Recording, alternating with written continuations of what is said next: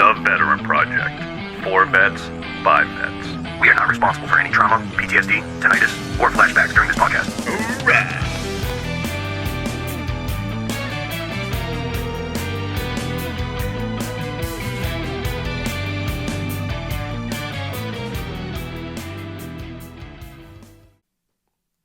We're live. What's up, everybody? Welcome back to the Veteran Project. We are still with here Mark Bologna. Bologna? Bologna. Bologna? Well, you're You want me to Americanize it? yeah, Oscar Mayer. Bologna. Bologna. Bologna, So- God damn it! So easy to pronounce. So, yes, welcome to part 2. And here in part 2, we got a special guest here. Dinah. Friggin' Jay's dog. Friggin' big old ham here. Say hello. Hello. So yeah, on the last episode, we got into what Mark's military experience was, and we learned that he served with 125, did a tour over in Fallujah, his near miss with a mortar strike. Mm-hmm. It's fucking crazy how shit works, you know. Yes, like you always look back and be like, "Holy fuck." Like, imagine if I had just, stopped for 1 second. Yeah, it was like I said. It was my plan was I was getting off post, and I was gonna go take a shower, and if that was 5 minutes earlier or 5 minutes later, change the timetable. I'm literally walking to a shower, and I'm either not here anymore. I'm either unalived, or it's like, what's worse? So I get wounded by a little bit of shrapnel, and it's like, hey, how'd you get a Purple Heart? I was walking to a shower. I was trying to take a shower, and I got a couple pieces of shrapnel in my butt because it wouldn't be my leg for me. It was I get it right in the ass, like right when Will Smith shoots Martin Lawrence in his ass in one of the bad boys. Yeah. Yeah, that would be me. I'd be like, yeah, I got shrapnel in my ass. So even now, obviously you still think about that. It is, it's on. I don't want to say it's on the forefront of my mind, but I will. We'll go down this road. The difficulty of coming home and transitioning to civilian life, was not realizing. I don't want to say what was wrong with me, but that there was some issues, and not wanting to believe anything was wrong, and my family values and friends and people I was close to, not a lot of people asked questions about it, so I kept everything like good Marines do, balled up, and just trying to crumple that little ball up and throw it away, and then you're like, I don't want to have a disorder, because there's what's PTSD. It's post-traumatic stress disorder. I don't want to have a disorder. I can't be labeled as having a disorder, especially if now I'm a police officer. Like, I don't want to have that. So you take 6 years, from 06 to 2012 when I got hired. I get 6 years of that, and then then you go from 2012 to, realistically, I think I really enrolled in the VA and started to get seen for a bunch of stuff in 2018. Mm-hmm. So now you get another, 6, and you get another 6, 10, 12, 15 years, whatever it is, of just being like, no, nothing's wrong. I'm cool. This is, I can't talk to anybody about this, but when you when you work in a detail, and it's a construction detail, and you're like, the dump truck closes its back tailgate, and boom, and you jump out of your socks, and you're like, God, I hope no one saw that. Yeah, that was weird. I know I'm not in Fallujah, but I'm kind of back in Fallujah. Like, what's wrong with me? Mm-hmm. I can't have anything wrong with me. And you just go through that vicious cycle, and you walk out of your house or your apartment at nighttime, because I used to work nights, and I know where I am. Yeah. Everything's, it's, you know, I'm either in Weymouth or Plymouth or wherever, but you're like, what's that sound? Who's over there? You Yeah. know, get to your truck, start your truck, back up out of the driveway and start going, down the road as fast, like get at it, get moving. Don't sit there and, hang out. It wasn't until, a very good friend of mine that I work with, shout out his name, John Marquardt, prior service Army. He pushed me with some other guys to get enrolled in the VA and get seen. And, especially to go to home base. And it was the most eye-opening thing for me to realize that it didn't matter what I thought I had or didn't have. What mattered was working on what I was going through and getting, I'll just say, comfortable with that to then go out and have, a normal conversation with you tomorrow about it. Because if I wasn't enrolled in the VA and I hadn't gone through, home base, I wouldn't be talking about this. Yeah. Because I'd be like, I can't talk about it.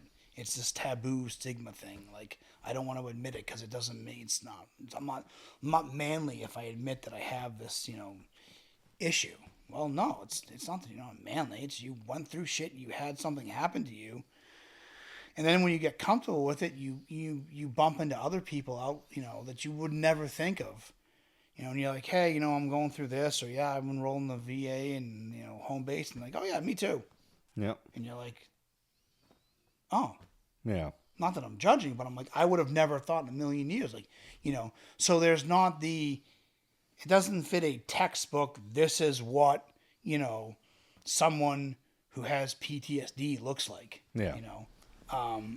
And it was the best thing for me mentally, spiritually, physically, a little bit of monetary wise to go get looked at and get helped. Mm-hmm. Now, how long did it finally take you to get get the help you needed?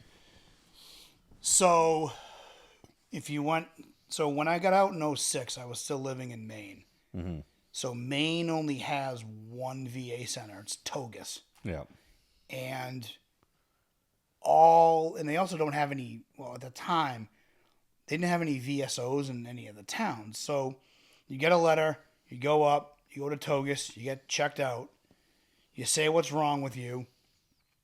I get a letter in the mail, like maybe 6 months later. Hey, you're service connected for X and Y, but not Z. And I'm like, I didn't even know I was putting anything in for. I didn't know what service connection was. Yeah. So here's this. I'm like, oh, okay. And then nothing else. Like no one else reaches out to you, contacts you. So I sat from 2006 to 2012 when I got hired by the town I work for now. Then you go start 2012 to realistically 2018. So 6 more years. So 6 and 6 is, 6 and so 12, probably 12, 13 years of just sort of going through that vicious cycle and having things, build up slowly and slowly and slowly. But then it's the stuff from 2006 that you're carrying in 2012. That's like, well, that shouldn't be an issue, but it's an issue because you haven't dealt with it in, 6, 7 years. Yeah. And got into home base, did their treatment, and it was like a giant weight was off my shoulders. Kind of gave you the bigger picture. Kind of gave me the bigger picture. Yeah. And then a couple of years later, I was like, hey, these things are still kind of popping up. Like, what's available? Went back to the VA, or went back to the PTSD unit in the VA. Mm-hmm. Got linked up with a second round of treatment that opened up a whole nother can of worms. Yeah. But for good.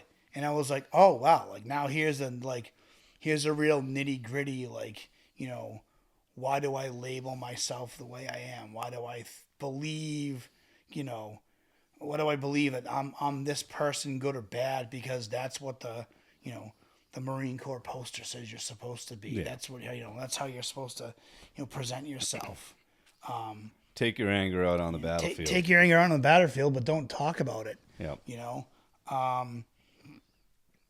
And then it's like, okay, now I'm in the third round of treatment, and it's like working on these really smaller issues, but it's it's the bigger picture all coming around. Yeah. And then rolling with you guys as combat vets. Like, I remember when Chewie said, "Hey, come out," and I think it was the poker run at Betancourt's. Mm-hmm. Like, I think it went in for like 3 or 4 years. So it was like 5 years ago. It was a poker run at Betancourt's, and I had a bike. I was kind of looking to get in, with some type of group, and I remember rolling into Betancourt's, and I didn't know anybody but Chewie. Mm-hmm. And I remember I got that feeling of like, these guys are the group of guys that I want to be a part of, Mm-hmm. because I'm like, I don't have to explain myself to any one of them. Yeah. On the work side, I've got dudes that went through, stuff I went through and more or less, but there's also people that don't. And, you have to sort of pick and choose who you want to talk to about it, and how much you want to talk to them about it. But I know the great thing about combat vets was that I was like, I can sit with whomever it is I sit with, and there's no judgment. There's everybody has stories, but there's no boasting. If I was better than you and I walked through this and I have this on my, it doesn't matter. Yeah. We all went through the same thing at some point in our lives, And we're all fighting it right now. We're all fighting it right now. So I guess I'm trying to sort of plug for the vets that are now watching this and down the road, like, go into the VA, get enrolled, just get the ball started, because I sat around for so long, and I've got things that are fixed now, Mm-hmm. but my life would have been so much easier if I had done that 3, 5, 7 years ago. Yeah. And it's no one's fault but my own. It took me, almost, going down a little, a bad rabbit hole at work. And, again, I had my friend, and he was like, look, you're going to go get seen by somebody. You're going to go talk to this dude. And it was like, okay, fine. And when I did, I was like, it was a Chuck Delaney. He's a retired veterans advocate. Didn't know the guy from a hole in the wall. And he was like, listen, he goes, you have some PTSD. And he's like, there's nothing wrong with that. I'm like, okay. This guy doesn't know me from a hole in the wall. Yeah. He doesn't have anything to prove or lose. I'm like, all right. And then I was like, that night I went to work and I looked at the VA's website of like, what are the symptoms for PTSD? And I'm like, oh shit, I have that. I don't know if I have that. I kind of might have that. I'm like, damn. All right. Let's get seen. Let's get fixed. And then then you get fixed for, you get a lot of other things taken care of. Again, that I just sat around with, because I didn't do enough. I didn't go do 2, 3, 4, 5, 6, 7 tours, save it for somebody else. Yeah. Well, the more people that get enrolled in the VA, the more help other people get down the road. And the understanding that the VA gets from us, even with all the testing testing as in, not giving us pills, but just, like they do the TBI research and stuff like that. Yeah. And, it's like there's different types of PTSD for all of us, Sure.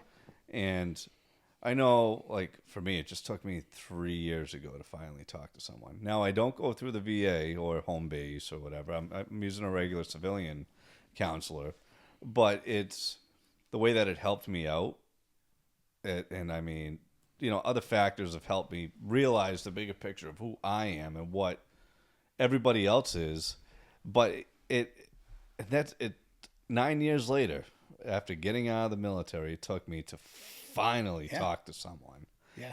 And yeah, it comes with maturity, because you're kind of, you're missing a piece of you, and you have all this stuff that's bottled up. And, like my wife, I love her to death. She's helped me out so much. She has pushed it on me to talk to someone, and I'm glad I did, because now I'm talking to her more, and she's starting to understand me even more, instead of having, a drunken night and listening to me cry like a baby, and like just rambling on, and having a bad night. Yes. And bad nights, I mean, I'm sure you've been there. I'm sure Jay's been there. A bad night is the closest to death we will ever come to. Yeah. And it is scary when you wake up the next morning and you're like, holy fuck, I thought about it. I thought about it. Yep. Yeah. It's like, I remember one of the bigger things that gripped me was, it was a summer day, nice weather out, and I was like, I don't want to go. I don't want to go outside. I don't want to go away from my little apartment in Weymouth, because what happens if something comes up? Like I think it was an event up at like Boston Harley, and I'm like, I really wanted to go and check it out. Mm-hmm. And I'm like, no, I can't go, because like, what happens if something happens? Who do I call?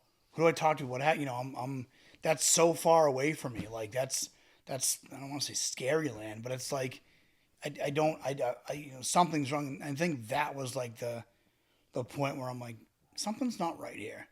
And the talking, like the big thing of talking about it, like we're not, the stigma of we're not supposed to talk about it. Yeah.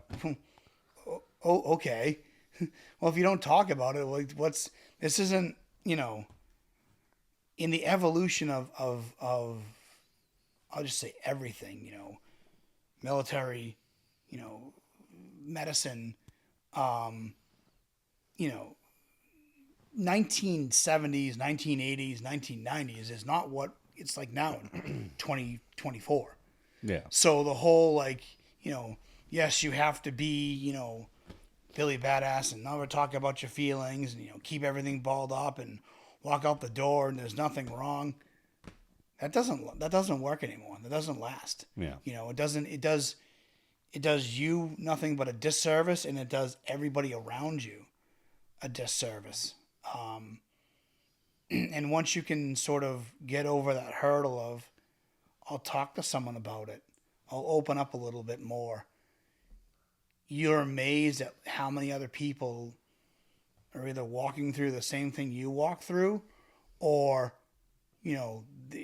or they're whatever they're going through, and you're like, I never thought you had, like, you seem like the most clean cut guy to me. You had your shit together. Everything was, it's like, yeah, now, but, 3, 4, 5 years ago, I was a mess. Mm-hmm. I couldn't hold 2 pennies together. And it's like, now I can. Yeah. And then you couple it with, you're back into whatever civilian world, you're doing, law enforcement, social media for construction. And it's like, you can't hold things in, because it only works for a little bit of time, and then there's going to be something else that happens. Mm-hmm. And there's going to be something else that happens. And then you start to react to the little things that happen in the way that the big thing happened. And it's like, if you just talked about it to somebody, it would change the world. So talking about what you're going through with somebody is hard, but it's hard to do now, but it's so much easier once you get it done. Once you start that ball. I know when I met up with some of my old military buddies last weekend. I was talking to one of them, and I'm like, "Yo, are you involved with like any vet organizations?" And he's like, "No, I'm not." And I'm like, "I think you should, man. I think I understand you and all the guys you were in snipers with, are pretty tight, but like, they're not home with you. I think it's time for you to go out, meet these guys, meet people in your community, because, dude, they could be your brothers, post-military life, Yes. And I mean, you'll always have the guys you were in your unit with as the tightest Correct. fucking group Yep. of people when you're together, and when you're with them, you talk. And just getting us to talk, it's almost like Pulling teeth. it's like pulling teeth, but when you go to a fire, what do you guys talk? What do you talk about? You normally talk about your military experience, because everyone has different opinions on what is going on in today's world. Sure. But you always talk about your military stories, and they don't realize that the people that will not go to the VA to seek help for the PTSD, but they're giving themselves rehab just by talking about it. Right. And it's like Graybush last week when we had him on. He was like, "Dude, at first I wasn't going to come on to this." He's like, "I really didn't want to come on to your podcast and talk," but then he texted me, and he was like, "I am so glad I came in here and talked. This felt really good." And that's I say this every episode. That's the point of this. We're chilling, you and I, and Jay. Jay, you awake? You? Okay. Jay in the back. I'm back here. I'm still alive. But but we're talking. That is therapy. Yes. So, I'm so it sucked. It took me so long to understand that how much talking helps. Yes. And I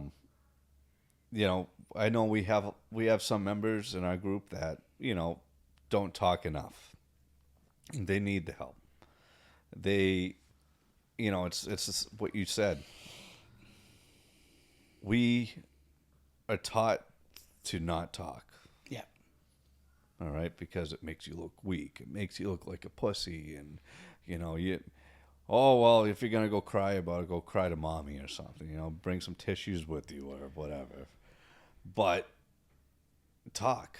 That's what we're here for. Yeah. You're not weak. You're stronger than what you think you are. Yeah. So there's a reason why you went into the military, right? Yeah. It's So- because you have that independence and you're a tough son of a bitch. So we talked about a couple things, like riding being one of the outs that help you, right? Getting out Yep. with us, with the combat vets. What are the things, hobbies, interests do you have that kind of, you can free your mind from everything else? Do you have any of those? The gym's a big one. I want to get into shooting, like archery, but basically just anything. When I can get my knees to work again, like running, it was just a big Ew. mountain biking. I hate running. I know, but it just love being running. like, just having that, like, I'm gonna go, like I go down to the Cape a lot, bike trails, and I think one of the therapeutic things was just hit the bike trail and just start riding. So And you just it opens your mind up, and you don't have to worry about anything. I want to bring up these guys here. I met them at the Kill 22 rally, the motorcycle run at the Taunton Lafayette. This is New England Adventures. Let's see if you guys can see that there. Yep. Connecting veterans and the wilderness. Give these guys a shout. They got a lot of interesting things here. Guided hunts. They also do skiing, hiking. I mean, the list goes on. There's so much going on there. Snowmobiling, couples getaways, family retreats, family days, hiking weekends, boating weekends, paintballing, ice fishing, trout fishing. I mean, the list goes on here.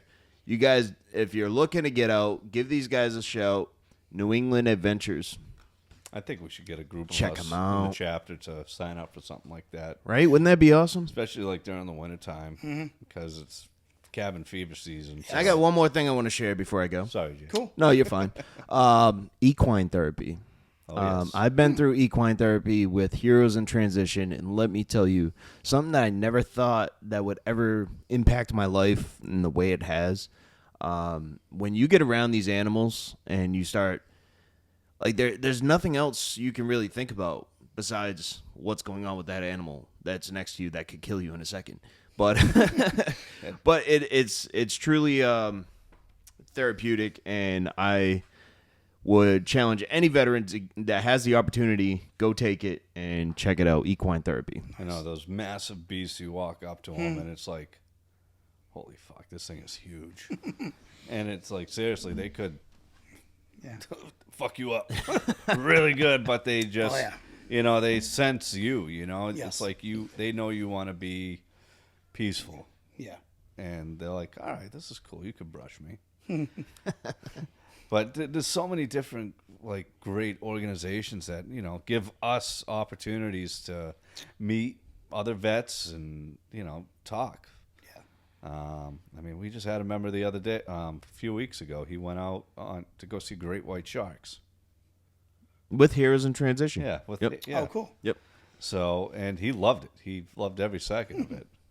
So, and even though we're a part of a veteran organization, a riding organization, ride motorcycles, it does help. Like, even last night when I was freezing my balls off in 31-degree weather, I really enjoyed it because, one, it was 11:30 at night, Yeah.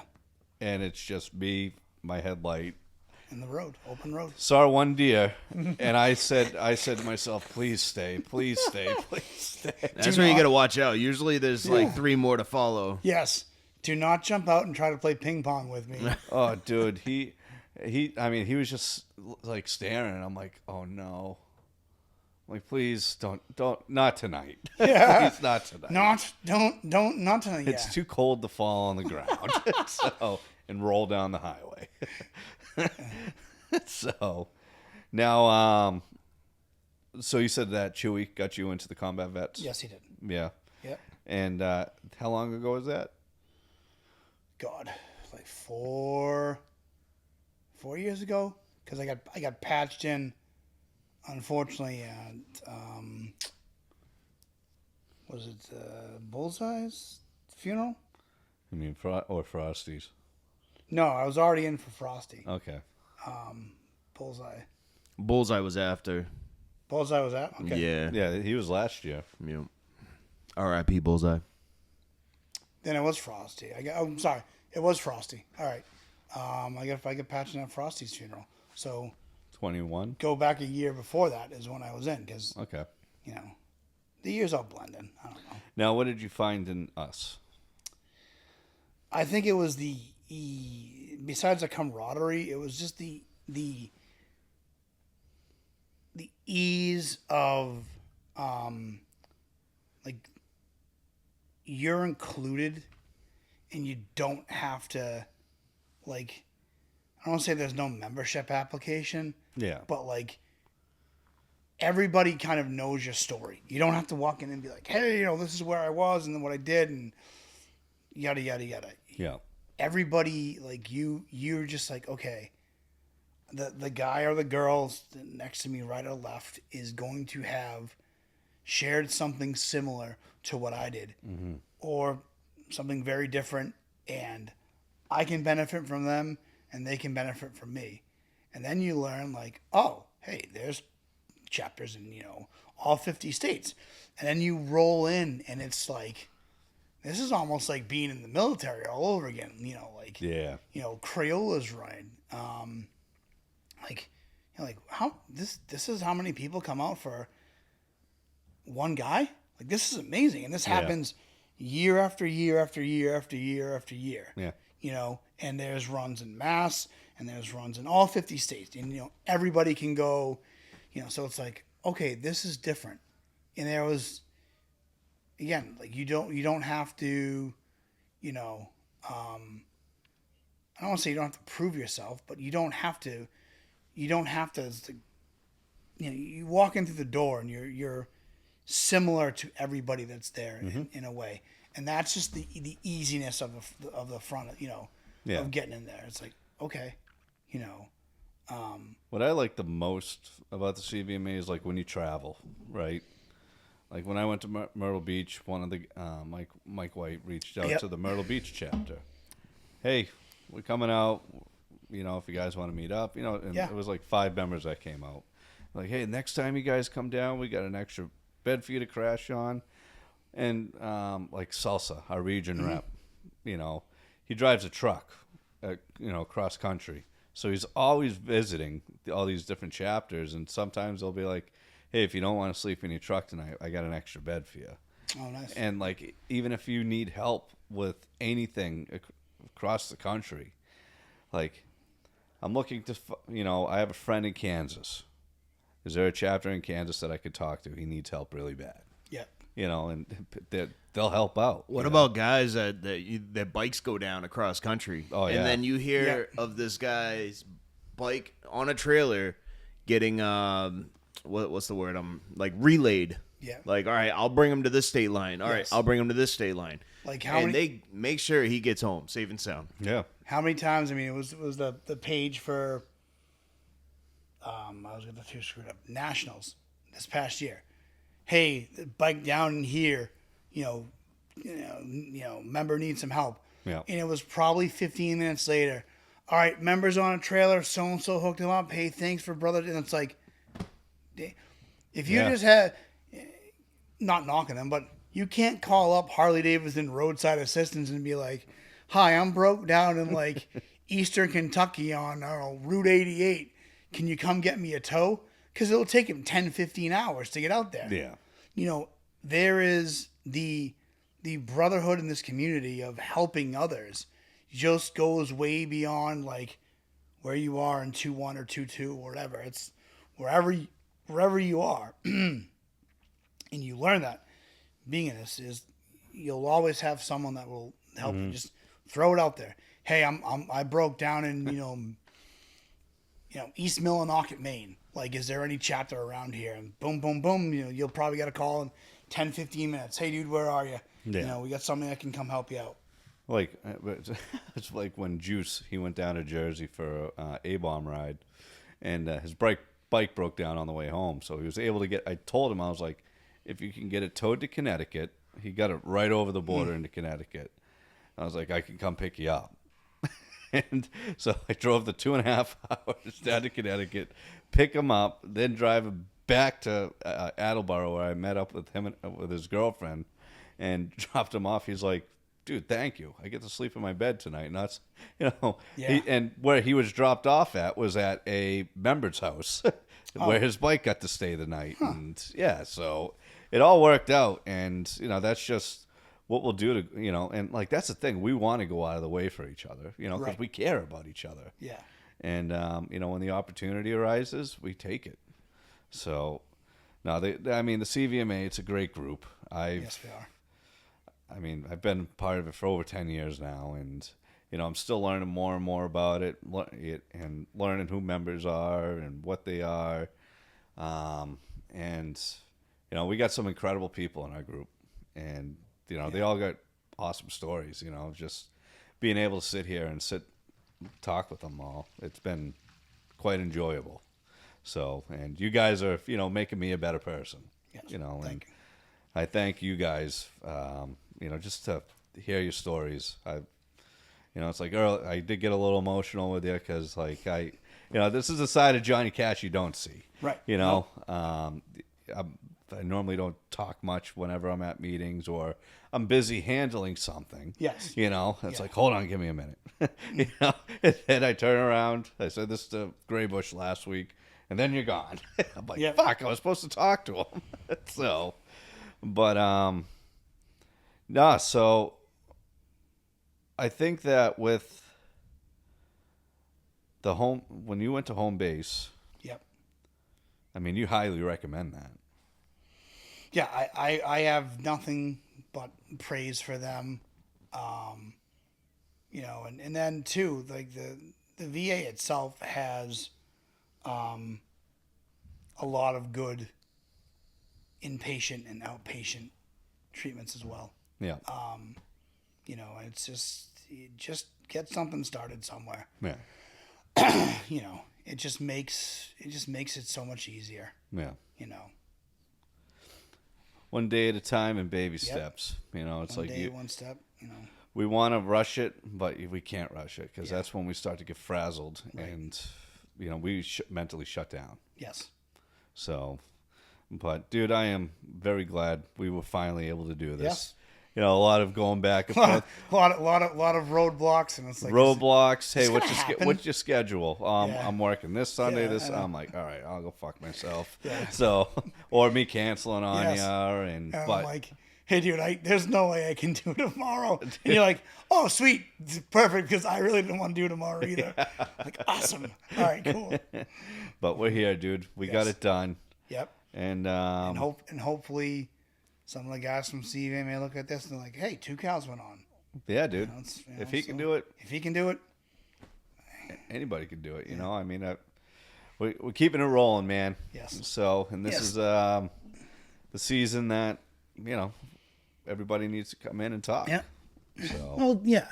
You need to talk whenever it is. There's no yeah, the season of talking is every day. yeah, You know, it's not like, hey, True.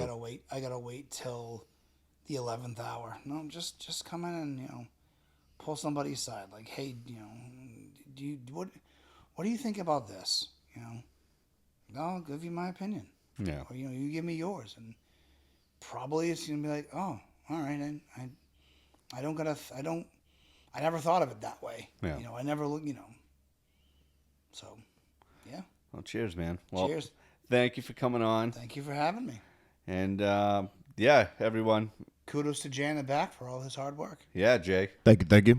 Got any thing final to say this episode? Final say is just reach out, talk to somebody if you're feeling down, if you're feeling, you know, you're falling into that slump. We are getting into the winter months, the colder months here. So reach out and talk to your brothers. Look out for each other too. You know, pick up the phone, call that brother or sister that you haven't talked to in a while, and just see how they're doing. Yep. Hell yeah, man. All right, guys. Well, till next time. And as always, I thank you all for tuning in this week. And we'll be catching up with you. We're going to be taking next week off because Jay doesn't want to record on the Marine Corps birthday. No. Hold on. Let's. Um, I will be. So the We wife got you. and I are actually participating in a event with Heroes in Transition, and this is to become facilitators for future events. So we're gonna be pulling you guys in. You're with me. You're with me. You know what I mean? Yep. Everybody should be comfortable with me. I'm an open guy, you know. But yeah, the wife and I will be facilitating future events for couples and families. Sweet. Awesome. Hell yeah. Yeah, giving back. All right, guys. Well, enjoy your day. Enjoy your evening whenever you decide to watch this. But tune in next time for the Veteran Project. Go, Brandon. Hoorah. Yacht. Well, Johnny Cash, another episode in the books. That's it for today, but the journey doesn't end here. Every veteran has a story, and every story deserves to be heard. If you're a veteran with a message, a challenge, or a triumph to share, we want you to join us. Your experience matters to us. And together we can inspire others and remind the world what resilience truly looks like.